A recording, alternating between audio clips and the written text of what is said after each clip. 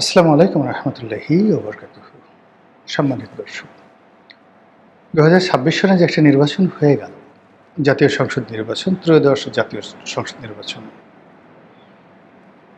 এই নির্বাচনে আপনি ভোট দিয়েছেন?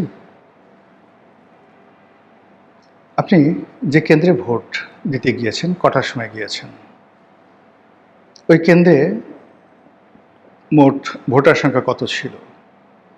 আপনি যখন গেছেন তখন কতজন ভোটারের উপস্থিতি ছিল? দিন শেষে ভোটের যে ফলাফল যখন বের হলো, আপনি কি সেখানে উপস্থিত ছিলেন? তারপর রাতে যখন ভোটের ফলাফল আপনি দেখলেন, ভোটার উপস্থিতি দেখলেন এবং যেভাবে জয় এবং পরাজয় নির্ধারিত হলো, তাতে করে আপনি কি হ্যাপি, খুশি? যদি খুশি থাকেন আলহামদুলিল্লাহ, আর যদি খুশি না থাকেন তাহলে আপনাকে দায় পরিশোধ করতে হবে। কি দায় পরিশোধ করতে হবে সেটি নিয়ে কথাবার্তা বলছি। প্রথমত হলো যে আমরা আমাদের এই সমাজে অনেক কিছু আমরা জানি, অনেক কিছু আমরা বুঝি, কিন্তু আমরা বলি না। অনেক সত্য আমরা জানি, কিন্তু আমরা সেটা প্রকাশ করি না। কেন করি না? অনেক কিছু হারানোর ভয়ে। কেন করি না? আত্মমর্যাদার কারণে। কেন করি না? নিজেদের ভিতরকার যে ক্লেদ, মানে কাদা, এটা বাইরে আনতে আমরা চাই না। আমরা ২০১৪, ১৮, এরপর ২০২৪ যে একটা একটা নির্বাচন নামে যে প্রহসন, তার চাইতে শতগুণ ভালো একটা নির্বাচন ২০২৬ সনে হয়েছে। এটা সত্য। ২ নম্বর হলো, অতীতের নির্বাচনগুলোতে যে সহিংসতা হয়, মারামারি হয়, কাটাকাটি হয়, দৃশ্যত আমরা এই ধরনের কোনো খবর পাইনি, বিচ্ছিন্ন কিছু ঘটনা ছাড়া। পুরো নির্বাচন প্রক্রিয়াটি ছিল শান্তিপূর্ণ। কিন্তু এখানে যে সমস্যাগুলো আমাদের দেখা দিয়েছে সেটা হলো, এই নির্বাচন ঠিকমতো হবে না। নির্বাচন ডক্টর মোহাম্মদ ইউনূস দেবেন না। দেশের যারা পলিটিক্যাল এক্সপার্ট, তারা বলতে গেলে 100% তারা সবাই বলেছে যে ডক্টর মোহাম্মদ ইউনূস নির্বাচন দেবেন না, তিনি ক্ষমতা ছাড়বেন না। এতগুলো মানুষ তো জ্ঞানীগুণী মানুষ, ভুল হতে পারেন না, তারা সবাই সঠিক। এখন তাহলে প্রশ্ন হলো, তারা নির্বাচন তিনি দিচ্ছেন কেন? বিভিন্ন কারণে দিতে পারেন। প্রথম কারণ হলো, অল অন এ সার্ডেন এমন কিছু ঘটনা ঘটে গেছে পর্দার আড়ালে, তিনি নির্বাচন দিতে বাধ্য হয়েছেন।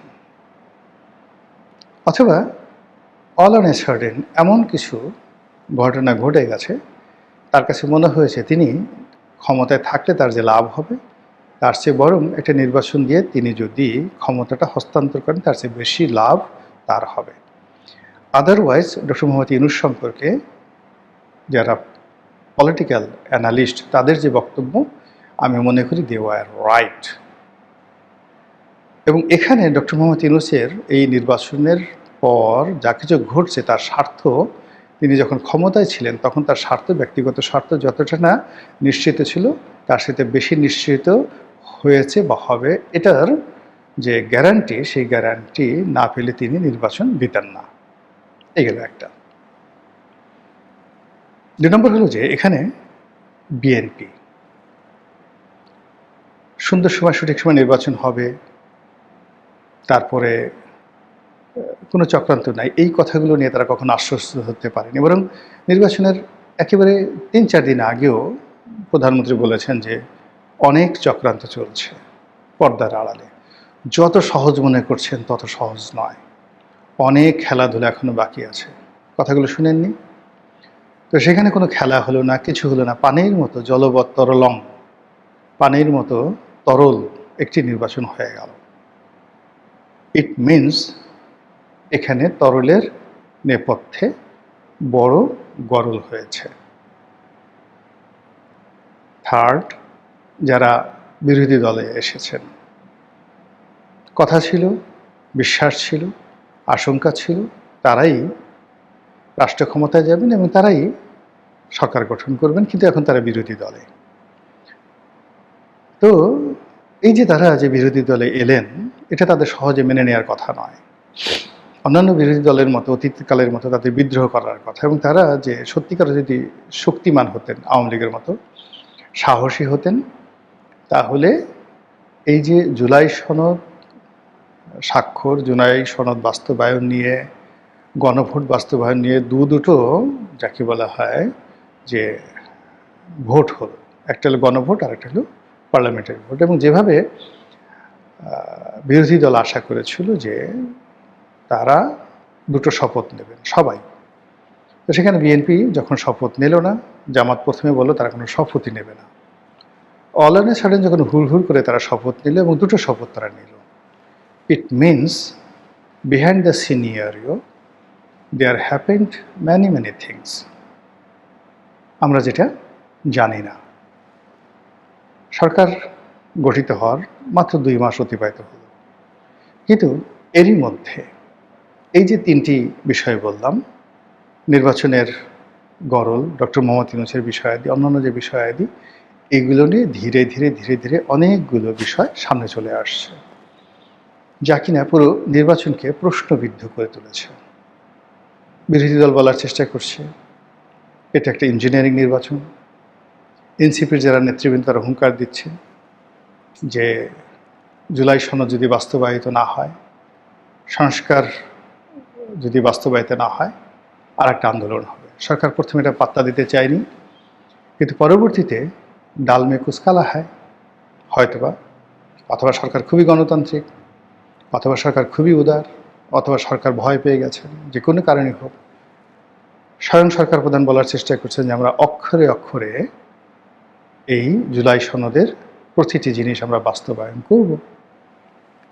শুধু তাই নয়, সরকার প্রধান আরও বলেছেন, জনাব তারেক রহমান, যে আমরা হলাম গিয়ে সেই দল, যে দল বেঁধে সেই ডক্টর মোহাম্মদ ইউনূসের আহ্বানে ঘটা করে অনুষ্ঠান করে প্রচণ্ড বৃষ্টির মধ্যে আমরা জুলাই সনদ স্বাক্ষরের জন্য পার্লামেন্ট ভবনে হাজির হয়েছিলাম। আমরা যখন হাজির হয়েছিলাম, এনসিপির যারা লোকজন যারা এখন জুলাই সনদ বাস্তবায়ন চাচ্ছে তারা স্বাক্ষর করেননি, তারা মনের দুঃখে কক্সবাজার চলে গিয়েছিলেন। তাদের মাস্টার মাইন্ড, তাদের বস জামাত প্রথমে স্বাক্ষর করতে চায়নি, কিন্তু পরে আবার তারা স্বাক্ষর করলো। এটি নিয়ে জামাত এবং এনসিপির মধ্যে বহুত ভুল বোঝাবুঝি হলো। কাজেই আমরা তো প্রথম যারা এই জুলাই সনদে স্বাক্ষর করেছি। We are the father of July সনদ, we are the founder of July সনদ, we are the mentor of July সনদ, we are the successor of July সনদ। কাজেই আমরা অবশ্যই জুলাই সনদ অক্ষরে অক্ষরে পালন করব। তো বিরোধী দল বলছে যে অক্ষরে অক্ষরে লাগবে না, প্রতিটি বাক্যেও লাগবে না, পৃষ্ঠায় যা লিখে আছে ওটা এটা আপনারা বাস্তবায়ন করেন।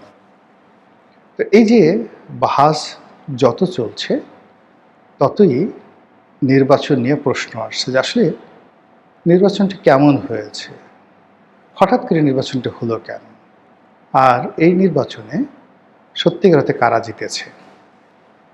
মানে আমরা যা দেখছি, যেখানে বিএনপি অনেকগুলো সিট পেয়েছে, জামাত তারা অভাবনীয় সফলতা লাভ করেছে, শান্তিপূর্ণ পরিবেশে পার্লামেন্ট বসেছে, আলাপ আলোচনা চলছে, এবং এখন পর্যন্ত আপনি রাজনীতির ময়দানে যা কিছু দেখছেন খুব মোটা দাগে আপনি সমালোচনা করার মতো তেমন কিছু নয়, সব কিছুই সিস্টেমেটিকভাবে চলছে। তাই যদি হয় তাহলে মানুষের মনে হাসি নেই কেন? তাই যদি হয় তাহলে যারা কর্তা ব্যক্তি তাদের মুভমেন্টে কেন এত জড়তা? কেন জাতি ঘুরে দাঁড়াতে পারছে না? কেন চারিদিকে এত ফিসফাস হচ্ছে? কেন নির্বাচনকে আবার সামনে এনে একে অপরকে কটাক্ষ করার চেষ্টা করা হচ্ছে? কেন বিরোধী দল বলছে যে বর্তমান সরকার আওয়ামী লীগের চেয়েও খারাপ, শেখ হাসিনাকে তারা অনুসরণ করতে চাচ্ছে? কেন তারা এই কথাগুলো বলছে?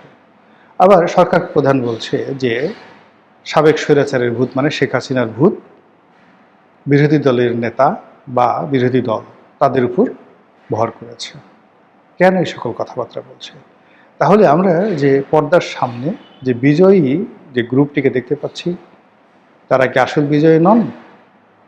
কিংবা যাদেরকে আমরা পরাজিত হয়ে বিরোধী দল হিসেবে দায়িত্ব পালন করতে দেখছি, তারা কি আসলে পরাজিত নন? নাকি কেউ সুতো ধরে টানছে, বা কেউ খেলছে, কেউ নড়াচড়া করছে? কিংবা এই যে একটা রাজনীতি, ইংরেজিতে একটি শব্দ রয়েছে, ট্রাম্বলিং ইন ফেয়ার, কাঁপতে থাকে, থরথর করে কাঁপতে থাকে। কখনো আনন্দেও থরথর করে পতপত করে কাঁপতে থাকে, যেমন ঘুড়ি, মৃদুমন্দ বাতাসে গাছের পাতা, ফুল, এগুলো সব কাঁপতে থাকে। তো এগুলোকে ট্রাম্বলিং বলা হয় না। যখন ভীত সন্ত্রস্ত হয়ে, তারপরে মৃত্যু ভয়ে প্রকম্পিত হয়ে কাঁপতে থাকে, ওটাকে বলা হয় ট্রাম্বলিং ইন ফেয়ার। আমাদের যে রাজনীতি, সে রাজনীতি তো পুরনো, বহুদিনের পুরনো। সেই রাজনীতির কম্পনে দেশের প্রতিটি মানুষ বুঝতে পারে। সেক্ষেত্রে গত এই 2 মাস, তার আগের 17-18 মাস, সব মিলিয়ে যে 20 মাসের যে সময়, কেন পুরো রাজনীতির অঙ্গন কাঁপল? কেন একটা সময় বিশ্ববিদ্যালয় থেকে বলা হলো 1, 2, 3, 4 তারেক রহমানের, টিনের চালের কাউয়া তারেক আমার, আবার এখন তারা বলছে তারেক আমার আব্বা, তারেক আমার সব কিছু। এত দ্রুত কেন কাঁপছে? যখন একজন জামাতের আমিরকে বলা হতো অলি আল্লাহ, গাউস কুতুব, টাটকা অলি, সময়ের ব্যবধানে এখন কত বাজে কথাবার্তা বলা হচ্ছে। এই কয়দিন আগে দেখা গেল সারা বাংলাদেশ চালাচ্ছে ইল্লু, পিঙ্কু, প্রথম আলো পুড়িয়ে দাও, ওটা করো, ওটা ধরো, ওকে অ্যারেস্ট করো, আনিস আলমগীরকে অ্যারেস্ট করো। No Illu, no Pinku. কেন এত উত্থান, কেন এত পতন? এত দ্রুত নায়ক তৈরি হয়, এত দ্রুত খলনায়কে পরিণত হয়ে যায়। তো সেই দিক থেকে রাজনীতিতে এই যে গত 2 মাসে আমরা যাদেরকে বিজয়ী হিসেবে দেখছি, তারা কি আসলেই বিজয়ী? যাদেরকে বিরোধী দল হিসেবে দেখছি, তারা কি আসলে বিরোধী দল, নাকি গোপন কোনো সমঝোতার ফল? কিংবা যেটাকে আমরা সমঝোতার ফল বলছি, সেটা কি নতুন আর একটা যুদ্ধের প্রস্তুতি, আর একটি আন্দোলনের হুঙ্কার? আমরা যে আওয়ামী লীগকে হিসাবের বাইরে রাখছি, সে আওয়ামী লীগের আবার কি প্রত্যাবর্তন হবে? যে শেখ হাসিনাকে আমরা এখন ধর্তব্যের মধ্যে রাখতে চাচ্ছি না, সে হাসিনা কি আবার পুনর্বাসিত হবে? নাকি সেই যে রংপুর থেকে জাগোবাহে কণ্ঠে সবাই বলে আবার কোনো আবাবিল পাখির দল নতুন কিছু নিয়ে, নতুন কোনো দাবি দেওয়া নিয়ে আমাদের রাজপথ প্রকম্পিত করবে? কথাগুলো বলছি এই কারণে, সময়টা আন্দাজ করা যাচ্ছে না। আমাদের কর্ম এবং একই সঙ্গে প্রকৃতি, একই সঙ্গে আন্তর্জাতিকতা, একই সঙ্গে যুদ্ধ, বিগ্রহ, আঞ্চলিক কূটনীতি, দেশের মধ্যে পাহাড় সম নানা রকম সমস্যা, সব মিলিয়ে আমাদের সবার বিশ্বাসকে তছনছ করে দিয়েছে। আর বিশ্বাস যখন তছনছ হয়ে যায়, মানুষ ঠিকমতো দেখতে পারে না, মানুষ ঠিকমতো বুঝতে পারে না, মানুষ হাতড়াতে থাকে, মানে হাত দিয়ে খুঁজতে থাকে। সে ধরুন আপনি ডুবে আছেন পানির মধ্যে, কিন্তু আপনি দেখতে পাচ্ছেন, আপনি হাত দিয়ে মাছ ধরার চেষ্টা করেন, হাতড়াতে থাকেন। অন্ধকারের মধ্যে মানুষ যেভাবে হাতড়াতে থাকে, আমরা এখন এই শহরে হাতড়াচ্ছি কোথায় ডিজেল আছে, কোন পেট্রোল পাম্পে গেলে 10 লিটারের পরিবর্তে 20 লিটার তেল পাওয়া যাবে, কোথায় গেলে 2 ঘন্টা, 4 ঘন্টা, 10 ঘন্টা, 20 ঘন্টা অতিক্রম করার পরে, বসে থাকার পরেও শেষমেশ তেল পাওয়া যাবে। আমরা হাতড়াচ্ছি সবাই। আজকে আসছিলাম, আব্দুল তুষারের গাড়িতে আমাকে নামিয়ে দিয়ে গেল আমার বাড়িতে। সে খুব বিনয়ের সাথে, টেলিভিশন ব্যক্তিত্ব, কাকে যেন রিকোয়েস্ট করছিল যে ভাই আমাকে 10 লিটার একটু তেলের ব্যবস্থা করে দেন, আমার 10 লিটার তেল হলে আমি একটু চলতে পারি, এরকম একটি অবস্থা। এটা হয়ে গেছে, এটা তো আসলে আমাদের হওয়ার কথা ছিল না। কিংবা এর বাইরে আরও অনেক সমস্যাগুলো, যেগুলো মানে সমাধানের কোনো পথ নেই, আমরা শুধু হাতড়াচ্ছি, কি হবে? অনেক বড় বড় মানুষ, আমার এক বন্ধু খুব মানে গুলশানের মতো জায়গাতে যে ৪,৫০০ স্কোয়ার ফিটের একটা অ্যাপার্টমেন্টে থাকে আমার এক বন্ধু। তার অ্যাপার্টমেন্টটার দাম কত ধরুন ২৫,০০০ টাকা করে যদি হয়, তাহলে কত টাকা হয়? প্রায় অনেক টাকা তো, তাই না? প্রায় ১২ থেকে ১৫ কোটি টাকার তার ফ্ল্যাটের মূল্য। ওই ফ্ল্যাটে সে ২০ বছর যাবত আছে। তাহলে বুঝেন তার সামাজিক অবস্থা, অর্থনৈতিক অবস্থা কোন পর্যায়ে। সেই মানুষ আমাকে বলল, দোস্ত, ভীষণ রকম বিপদের মধ্যে আছি, মাত্র ৫০,০০০ টাকা আমাকে হাওলাত দাও, তুমি কি পারবা? বোঝার চেষ্টা করুন যে অর্থনীতির যে কোমর, ব্যাকবোন, মানে যে লোক একটা গরু কুরবানি দিয়েছে গত বছর ৫ লাখ টাকা দিয়ে, যার দুটো দামি গাড়ি আছে, ব্যবসা আছে, বাণিজ্য আছে, আজকের এই দিন, আজকে ভিডিও করেছি, আজকেই আমি তার কাছ থেকে মাত্র ৫০,০০০ টাকা, তাও সে ইংরেজিতে বলছে ক্রাইং নিড, আমাকে দাও, ৫০,০০০ টাকা দাও। এই লোক ৫ কোটি টাকা যদি চাইতো এবং বলতো আমার ক্রাইং নিড, তার জন্য মানানসই ছিল, কিন্তু সে মাত্র ৫০,০০০ টাকা চেয়েছে। বোঝার চেষ্টা করুন যে অর্থনৈতিক দৈন্যতা কোন পর্যায়ে চলে গেছে। ফলে আমরা যা দেখছি তা সত্য নয়, যা শুনছি তাও সত্য নয়, যা ঘটছে তাও সত্য নয়, এমন কিছু অপেক্ষা করছে পর্দার আড়ালে, যা আপনাকে আমাকে হয়তো একটা অনির্ধারিত গন্তব্যে নিয়ে যাওয়ার জন্য আহ্বান জানাচ্ছে। মহান আল্লাহ আমাদের সবাইকে হেদায়েত দান করুন, হেফাজত করুন। আসসালামু আলাইকুম ওয়া রাহমাতুল্লাহি ওয়া বারাকাতুহু।